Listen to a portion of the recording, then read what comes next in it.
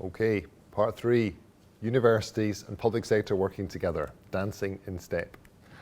So, there's many good examples of universities and public sector working together, but it's undeniable there's a set of tensions there between the two sets of organisations. And so Catherine and I just came up with some common reflections we have of what those tensions are. And those aren't just University of Birmingham, we some very good examples. It is sometimes us, but it's other universities as well. So the first thing is, what does the public sector want? Well, the first thing it wants is, it's got a number of different options, a number of different complex issues to sort. It comes to university to say, can you just give us a clear direction from the research evidence? You've done all this work, can you tell us how best we spend our money and resources? The second thing it does is it says, we've done this new programme, we've got this new innovation, can you tell us if it's worked? Just tell us, should we carry on with this or not? The third thing public sector wants from universities is some focused development. So we've got this new innovation, we've got this new set of practices, we've got a new policy requirement. Can you give us some really targeted development for this group of staff very quickly? It will get us from A to B. And the final thing is, we want you to start urgently. We've got huge demands, we've got financial pressures, we've got policy requirements. Please just get going, university. So what do they sometimes hear back? Well, the first thing they hear back is, well, it sort of depends. You know, sometimes it works, sometimes it doesn't work. Might be the context, might be the people, not always sure. Second thing they often hear is, it's just too early to tell. It's only been 3 years, 5 years, 7 years. These things take time, you've got to let it bed in. The third thing, well, we do a master's, it's very good, it's 180 credits, 2.5 years, they will be so skilled at the end of it, you won't believe it. And finally, well, we've got to get ethics in place. You know, it'll take 6 months if it's national, and actually we're all teaching until the autumn. So if you can just hold on, we will get to you.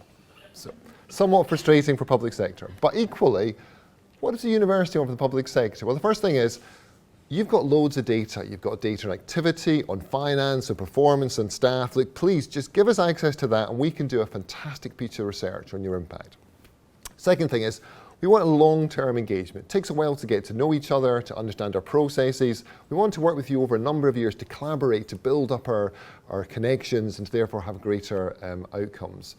The third thing is, we're not going to make money out of the public sector, but we do have a set of core costs. We've got our buildings, we've got our library, we've got our staff, we've got our professional services infrastructure, we just need those met. And the final thing is, we just want to know we've made a difference. So, you know, even at university, we do try to do a good job, and we want to know if we've made a difference working with you. So, what's the university sometimes hear back from the public sector? The first thing is, our systems just don't work that way. Getting the data off is really hard. We could probably get 2 or 3 years ago, but we can't bring the data sets together. No, we can't do it by person-centered level. And no, we certainly can't amalgamate with the health service. That's just never going to happen. Second thing we hear is, yeah, I'm sorry, that person's moved on now. They've got promoted, it's been restructured, they've got a new job. That organisation doesn't exist anymore. I'm sorry, we can't work that way anymore. The third thing is, how much? You are so expensive. I thought you were a charity at the university. Can you not give us a deal? And the fourth thing we hear is, well, we've got a new problem now. So that was really helpful what you did last year, but actually we've so moved on. And no, we don't know what difference it made because we've got a new priority and a new focus. So you can see from that then, there's a bit of conflict, a bit of tension there, isn't it? There's two different sectors, both of which have got very reasonable aspirations of each other, but actually don't often understand what it is they need to be able to collaborate together. So what I want to do this final section was because we do really believe that universities and the public sector have got a lot to give each other and a lot to give to their communities. So we want to give an example of where we think, well, I think that I've been involved with that really made a difference, and it's a good example of public sector universities coming together. And that's the programme Catherine mentioned earlier, which is about supporting practice leaders to be more strength-based in their practice. And what strength-based means is, if you look back to the old days of health and social care, what we traditionally did was this. We'd come out, we'd ask them what their problem was, we'd diagnose their problem, and then we'd recommend what they needed to do to sort that problem out. And sometimes that's absolutely fine. We all need to go to doctors to get treatment sometimes. But when you've got complex social issues, actually that doesn't work. What you end up doing is you end up not really understanding what's important to the person. You end up imposing your own values and vision, and sometimes you actually disempower somebody because maybe, just maybe, in their informal resources in their community, they would have the answer. But because you rush in with your public sector funded solution, you take that away. So strength-based practice is about changing that dynamic. It's starting off saying to somebody, what's important to you? What assets, what skills do you have in your family, and how can we collaborate with you to do that? And we've done a number of projects at the university about strength-based practice and how to implement it. And what comes out time and time again is the issue of leadership, senior leadership, but also about practice leadership. So we thought we'd do something about it, and we developed a new strength-based practice program, and we've had 4 cohorts so far. We've got the 5th one coming through in the autumn. We're doing a formal research project to evaluate it, which isn't finished yet. But initially, what we've had from those people, we've had people from over 30 local authorities across the UK come on to it. What they've said is, it makes a huge difference to them to have a time to reflect, to have a time to engage accessibly with the current evidence and theory, to meet with their colleagues and to have time to develop a community of practice, something they just don't want to do.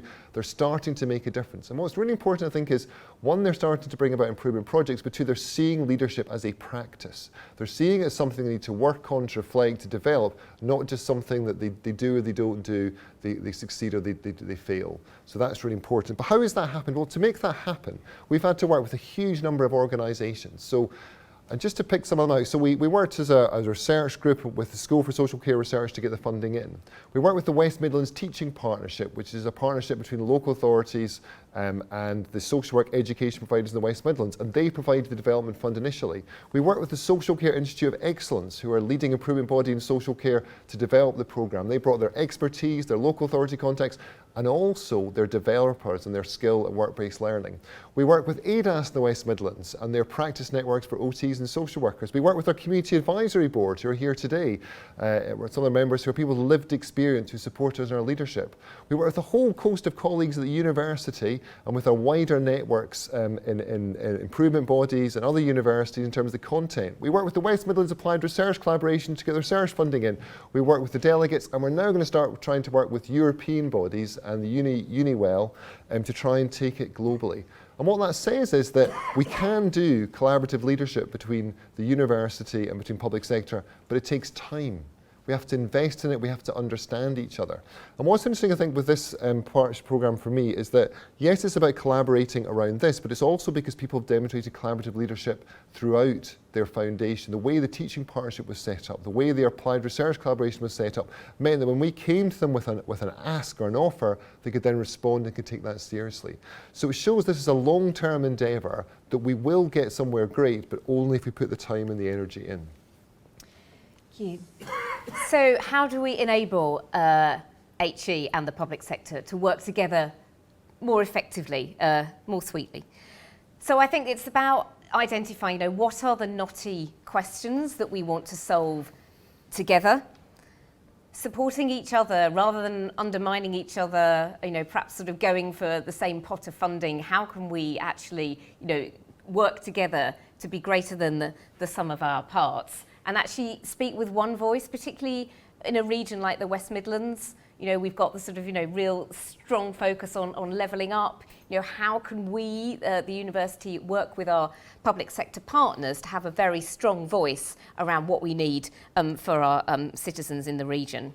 And I think this is particularly pertinent around funding. So if we're going for a funding bid, let's collaborate around that rather than competing with each other.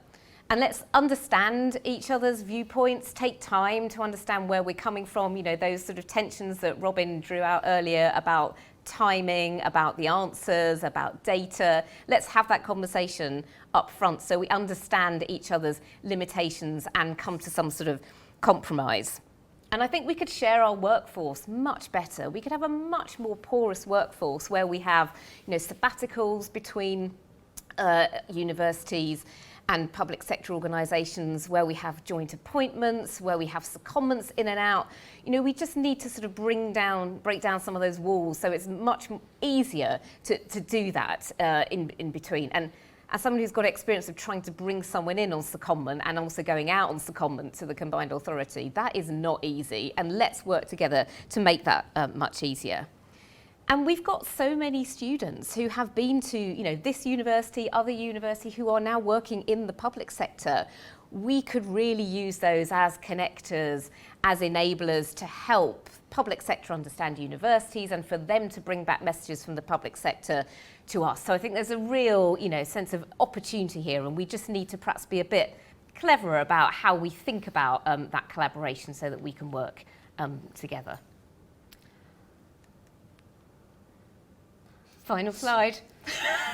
And we don't know what to say. Second. So, finally to wrap up, as Richard said, this is the first ever joint inaugural at the University of Birmingham. Why did we want to do a joint one? And I think it's because we've been really kind of proud and enjoyed and got a lot from our collaborative leadership, haven't we? We're trying to reflect back on some of the highlights that we've had on that, and we've done a bit of travelling together. We wrote a book. I finally managed to write a book with Catherine and Hilary, and it wasn't as painful as the first one, thank goodness. We've done leadership programs together. We've even taken the joy of Bruce Forsyth to an international integrated care conference where we got all the delegates to play higher or lower. Who'd have thought that was such a powerful tool? But it was, wasn't it, Catherine? It was great. They all looked a bit confused about what was going on, but they engaged. And the other thing that's brought us together is we have got a shared sense of humour, don't we? And when you came in, you might have noticed a slightly eclectic set of tracks playing. Well, all those tracks are all titles of papers that we've written together. Also available as a playlist, if anyone is interested. So that's why, after 10 years of academia, we're not just standing, Catherine. We're still dancing! Thank you very much.